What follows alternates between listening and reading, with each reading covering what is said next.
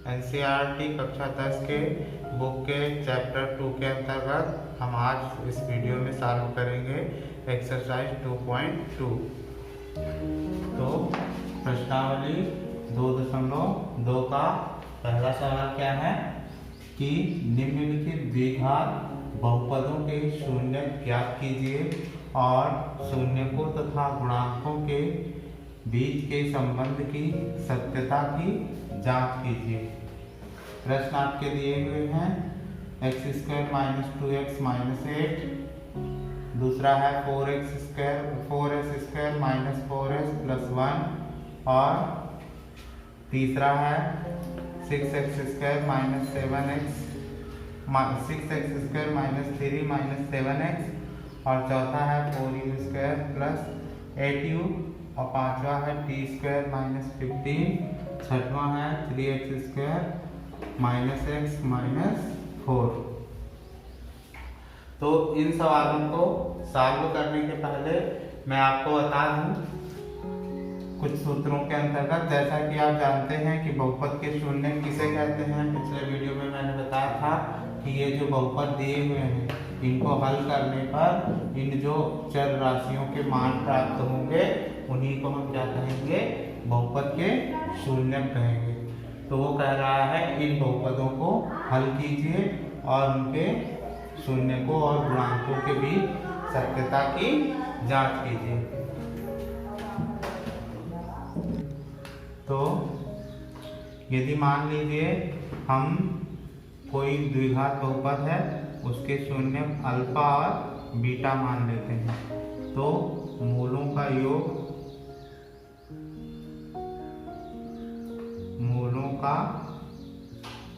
योग बराबर होता है अल्फा प्लस बीटा और द्विघात बहुपद का जो व्यापक समीकरण होता है वो ये होता है ax² + bx + c।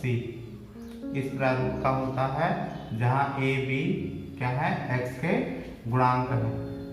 तो अल्फा प्लस बीटा बराबर होता है -b/a और मूलों का गुणनफल, यहाँ मैं मूलों लिख रहा हूँ, आप शून्य को भी लिख सकते हैं।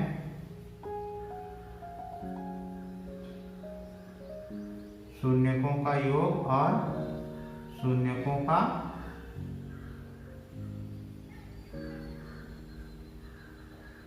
मूल शून्य सब एक ही होते हैं, शून्यकों का गुणनफल बराबर होगा अल्फा इंटू बीटा और ये होता है c/8। ये -b/a और ये c/a यहीं से लिया गया है, ये b और a है ना। और द्विघात बहुपद होता है द्विघात बहुपद होता है x² माइनस मूलों का योग या alpha into beta into x और प्लस अल्फा बीटा = 0। तो ये जो है इसमें प्रयुक्त होने वाले सूत्र हैं, इसी के आधार पर हम लगाएंगे। तो आपका पहला सवाल है ये x² - 2x और -8। अब देखिए इसको किस तरह से हल करेंगे। हम किनारे वाले जो अंक हैं उनका गुणा कर लेंगे, तो इसके आगे कुछ नहीं है, नहीं 1 है तो 1 × 8, तो आपको गुणा करने पर 8 प्राप्त हो। अब चूंकि यहाँ माइनस लगा है तो घटाने पर 2 आना चाहिए, तो घटाने पर 2 प्राप्त हो। आपको 8 के ऐसे टुकड़े करना है कि उसका गुणा करें तो 8 उन संख्याओं का यदि गुणा करें तो 8 आ जाए और उनको घटा दें तो क्या आ जाए, 2 आ जाए। अब यदि यहाँ पर प्लस होता, यहाँ पर यदि प्लस होता तब हमको क्या करना पड़ता, 8 का गुणा करके ऐसी संख्या लाना होता कि गुणा करने पर 8 और जोड़ने पर 2 हो जाए, -2, है ना। गुणा करने पर 8 और जोड़ने पर -2, परंतु यहाँ पर क्या है, माइनस का चिन्ह है। तो जब माइनस का चिन्ह होगा तो यहाँ पर जो संख्या होगी वो घटाने के बाद प्राप्त होगी। तो जैसे 4 और 2 का हम गुणा करते हैं तो 4 दूनी 8 हो जाता है, और 4 में से हम 2 घटाएंगे तो कितना आ जाता है, 2 आ जाता है। तो इसी प्रकार से हम बीच वाला जो पद है उसको तोड़ लेंगे इस रूप में। तो लिखें x² माइनस, फिर ब्रैकेट लगाएंगे। अब ये हम 2 को क्या लिख सकते हैं, 4 माइनस 2, 4 ऋण 2 और ऋण 8, और x बाहर था तो उसको लिखेंगे x और ऋण 8, और इसके बराबर में हम क्या मान लेते हैं, 0। और इस समीकरण में, इस सवाल में हम मानते हैं px बराबर इतना, तब मानते हैं px बराबर 0 इसको हल करने के लिए। तो px के जगह ये समीकरण रखेंगे और इस समीकरण का मध्य पद हमने तोड़ दिया है। तब क्या हो जाएगा, अंदर इसको गुणा करो, x² भी माइनस चिन्ह का गुणा अंदर होगा तो -4 और x का गुणा तो -4x, और इस माइनस चिन्ह का अंदर गुणा होगा तो प्लस और 2 और x का गुणा 2x, -8 बराबर 0। तब अब इन 2 का समूह हम अलग कर लेते हैं और इन 2 का समूह अलग कर लेते हैं। तब इसको इसमें x² है यानी x इंटू एक्स माइनस ये 4 into x plus 2 into x और -4 इंटू 2 बराबर 0। 8 को हम लिख सकते हैं 4 गुणे 2। यह आपको और सरलता से समझाने के लिए एक स्टेप लिख दिया मैंने। अब इन दोनों में देखो, जो उभयनिष्ठ हो तो क्या उभयनिष्ठ है, इन दोनों में x उभयनिष्ठ है तो उसको हम उभयनिष्ठ ले लें। तब क्या बचता है, x और -4, x और -4, अब फिर प्लस इन दोनों में 2 उभयनिष्ठ है तो 2 हमने उभयनिष्ठ ले लिया। तब क्या बचेगा, x - 4 बराबर 0। अब इन दोनों पदों की तुलना करो तो इन दोनों पदों में x - 4 x - 4 उभयनिष्ठ है, तो दोनों पदों में से x - 4 को उभयनिष्ठ कर लो। तो क्या बचेगा, यहाँ पर x और यहाँ पर 2, उसको दूसरे ब्रैकेट में करके लिख लो, x + 2 बराबर 0। तब क्या हो जाएगा, x - 4 = 0 और x + 2 = 0। दोनों को की तुलना 0 से कर देंगे तो x बराबर क्या होगा, 0 + 4। इसका बराबर के उधर पक्षांतर यदि करेंगे तो यहाँ पर यदि घटेगा तो उधर जुड़ जाएगा और जुड़ेगा तो घट जाएगा। अब यहाँ 2 जुड़ा हुआ है तो उसका पक्षांतर करेंगे तो उस पक्ष में जाके घट जाएगा। तो ये हो जाएगा x बराबर 4 और x बराबर -2। ये इसके शून्य को है ना। तो समीकरण ये है, फिर से x² - 2x - 8, अब इसकी बराबर 0। इसकी हम द्विघात समीकरण के व्यापक रूप से तुलना करेंगे। द्विघात समीकरण का व्यापक रूप मैंने क्या बताया था, ax² + bx + c तो बराबर 0। तब यहाँ देखिए एक एक्स स्क्वायर का गुणांक कुछ नहीं है माने 1 है, तो a की वैल्यू 1 हो गई और b के जगह पर -2 हो गया और c के जगह पर -8 हो गया। ये -2 क्यों हुआ? यहाँ देखिए प्लस चिन्ह है व्यापक समीकरण में, यहाँ माइनस चिन्ह लगा हुआ है, इसलिए चिन्ह सहित इसको लिखेंगे। तो तुलना करने पर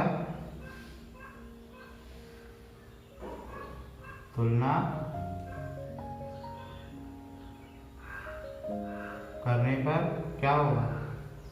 a बराबर 1, b बराबर -2 और c बराबर -8। अब मूलों का योग मैंने बताया था फार्मूला, मूलों का योग बराबर अल्फा प्लस बीटा बराबर -b/a होता।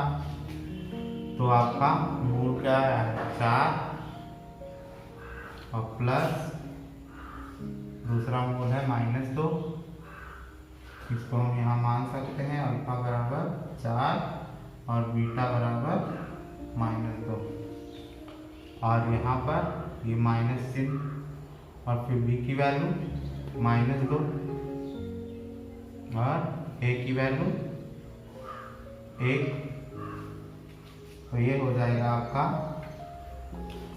4 - 2 बराबर माइनस प्लस 2/1 या 2, 4 में से 2 गई 2, है ना।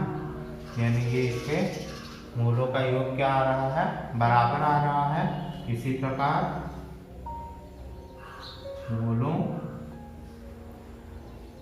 का गुणनफल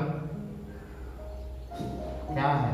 अल्फा इंटू बीटा बराबर c/a ये होता है। तो अल्फा की जगह 4 और बीटा की जगह -2, 4 गुणे -2 और c की वैल्यू -8 और a की वैल्यू 1, 4 दूनी -8 और बराबर ये -8, है ना। अब बच्चों आपका दूसरा सवाल है 4s² -4s + 1। तो इसको हम PS के बराबर मान लेंगे और माना PS बराबर 0। तो PS की वैल्यू ये है 4s² -4s + 1 बराबर 0। अब पहले का और तीसरे पद का गुणा करेंगे तो कितना आएगा? 4। अब हमको ऐसी संख्या सोचना है कि गुणा करें तो 4 आए, जोड़ दें तो 4 आए। तो 2 में 2 का गुणा करेंगे तो 4 और 2 में 2 जोड़ देंगे तब भी 4 हो जाएगा। तो किनारे वाले पद को हम वैसे ही लिखेंगे, बीच वाले पद को छोड़ देंगे। तो 4s² माइनस और फिर ये 4s को 2 + 2 × s + 1 बराबर 0 कर दिया। s का अंदर गुणा कर दिया, ये -2s हो जाएगा और ये भी प्लस माइनस का -2s और +1। और इन दोनों में क्या कॉमन है? इन दोनों में 2s कॉमन है, तो मैंने उभयनिष्ठ ले लिया, बचा 2s - 1 और माइनस यहाँ पर कुछ नहीं कॉमन है तो -1 कॉमन है, तो -1 कॉमन लिया तो ये 2s और ये प्लस का माइनस और ये 1 बराबर 0। अब इन दोनों पदों में 2s कॉमन है, वो कॉमन ले लिया तो 2s - 1 × 2s -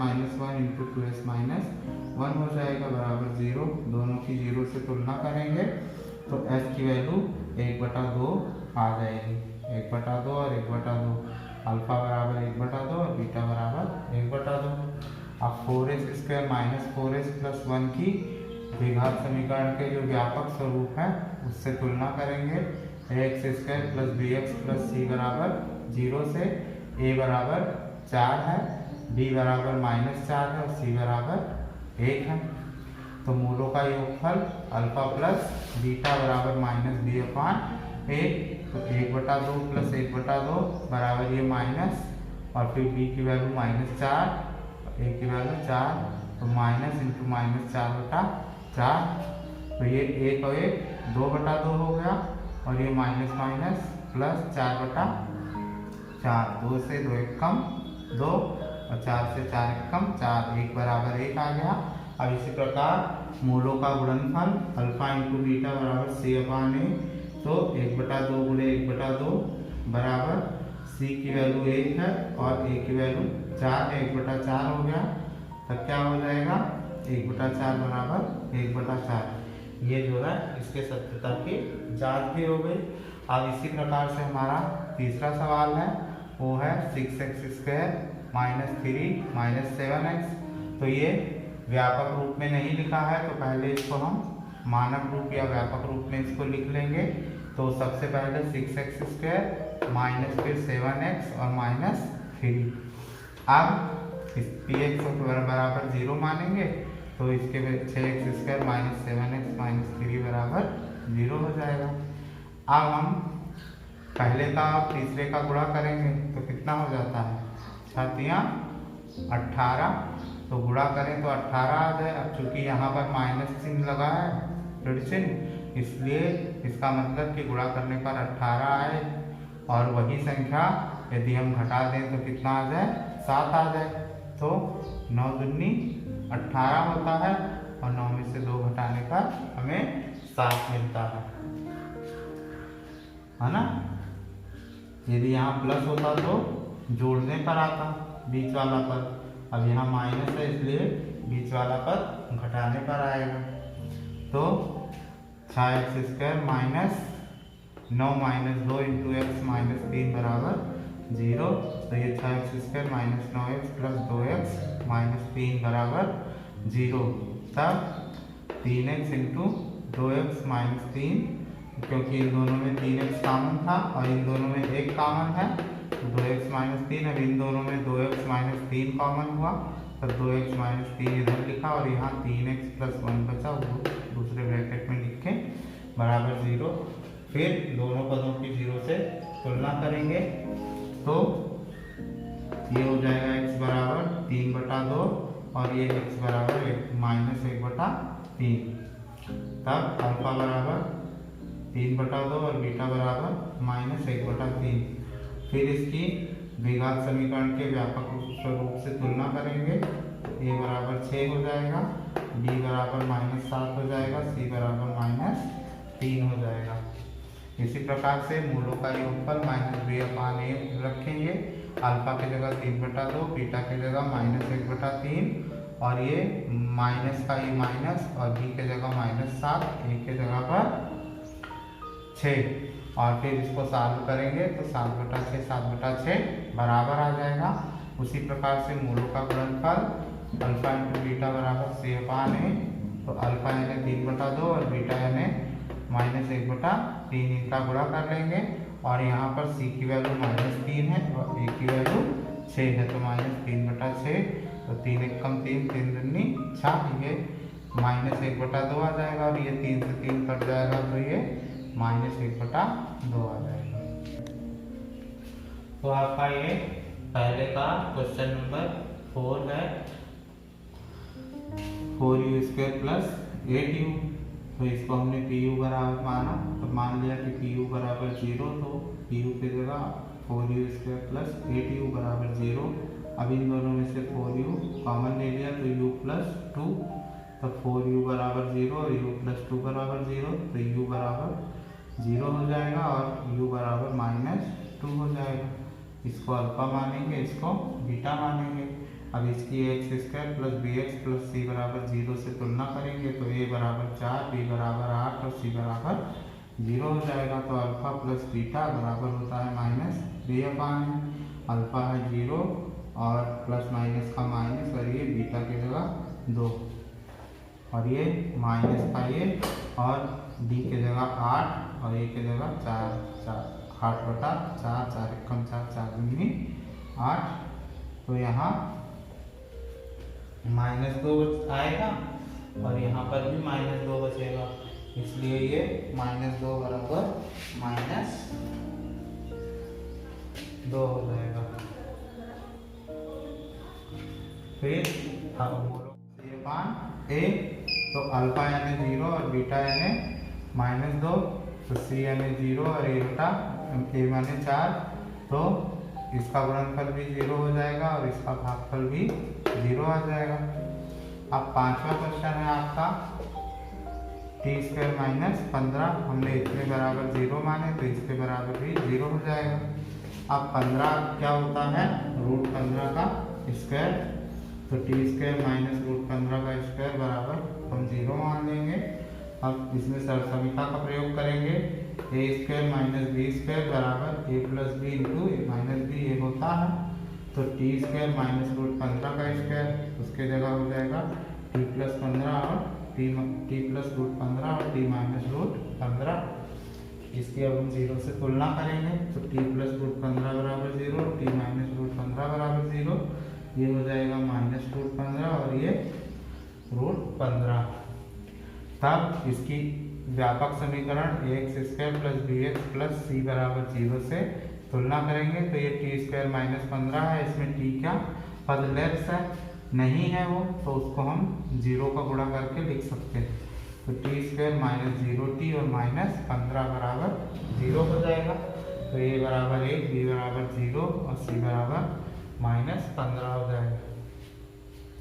तब ये अल्फा प्लस बीटा बराबर माइनस b/a हो जाएगा। तो माइनस √15 प्लस √15 बराबर माइनस 0/1 हो जाएगा। तो ये माइनस √15 से प्लस √15 कैंसिल होकर 0 हो जाएगा और ये भी आपका 0 आ जाएगा। अब मूलों का गुणनफल होता है c/a, तो अल्फा इंटू बीटा यानी माइनस √15 इंटू √15 बराबर होगा माइनस 15/1। अल्फा इंटू बीटा बराबर होता है c/a, तो माइनस √15 इंटू √15 बराबर हो जाएगा c/a की जगह माइनस 15/1।